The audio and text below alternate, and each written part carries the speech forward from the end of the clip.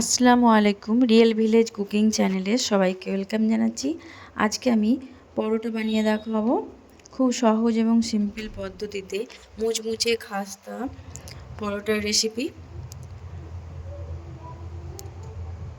উপর থেকে মুচমুচে এবং ভেতরটা নরম লেয়ারযুক্ত পরোটার রেসিপি।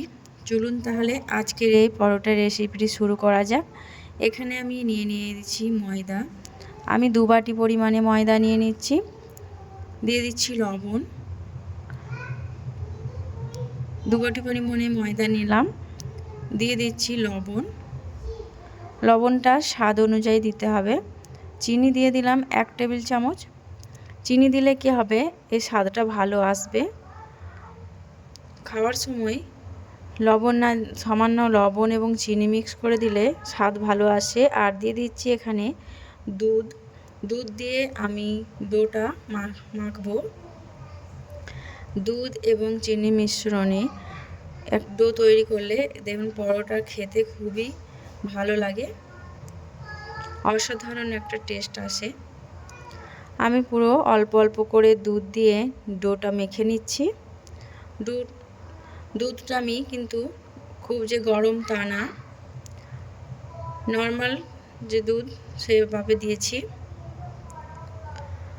আমি এবার ডো থেকে লেচি কেটে নিচ্ছি। এইভাবে করে হাতের তালুর মধ্যে দিয়ে আমি গোল করে নেব। আমি এখানে 4টি লেচি কেটে নেব। আপনারা পরিমাণে বেশিও বানিয়ে নিতে পারেন, সেক্ষেত্রে সব কিছুর পরিমাণ বাড়িয়ে নিতে হবে। একটা আমি লেচি নিয়ে পরোটা বেলে নেব। খুব পাতলা করে বেলতে হবে। আমি তেল লাগিয়ে ভালো করে পাতলা করে বেলে নিচ্ছি।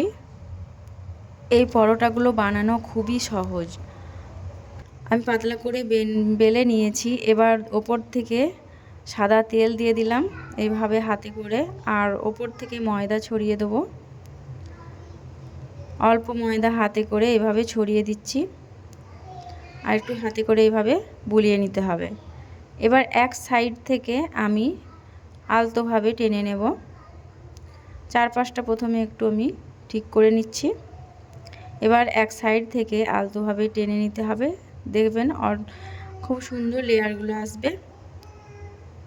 প্রথমে একটু চারপাশটা টেনে নিচ্ছি এইভাবে, এতে করে সহজেই উঠে আসবে। এই দেখুন কত লেয়ার পড়ছে।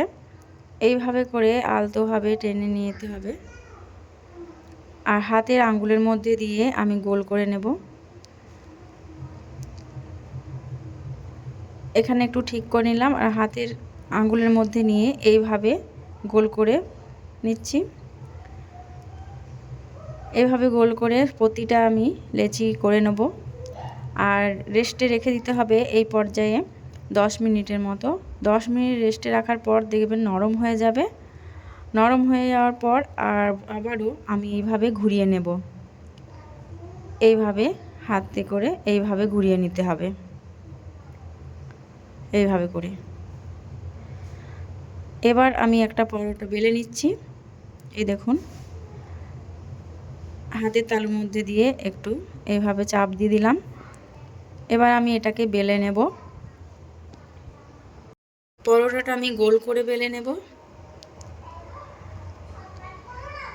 আলতোভাবে ভালোভাবে আমি এইভাবে বেলে নেব। আর খুব বেশি মোটাও না, খুব বেশি পাতলাও না। এই দেখুন সামান্য একটু যদি লেগে যায়, সামান্য একটু তেল লাগিয়ে নেবেন, দেখবেন সহজেই বেলা হয়ে যাবে। এই রকম করে আমি প্রতিটা পরোটাই বানিয়ে নেব।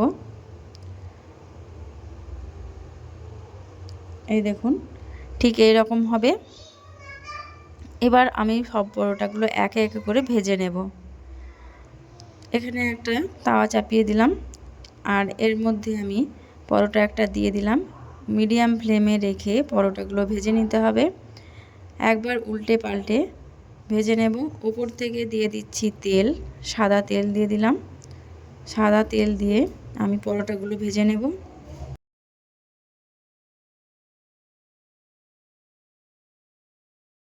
দেখুন পরোটার কালারটা অনেকটাই চেঞ্জ হয়ে এসেছে। আবারও উল্টে পাল্টে ভেজে নিচ্ছি।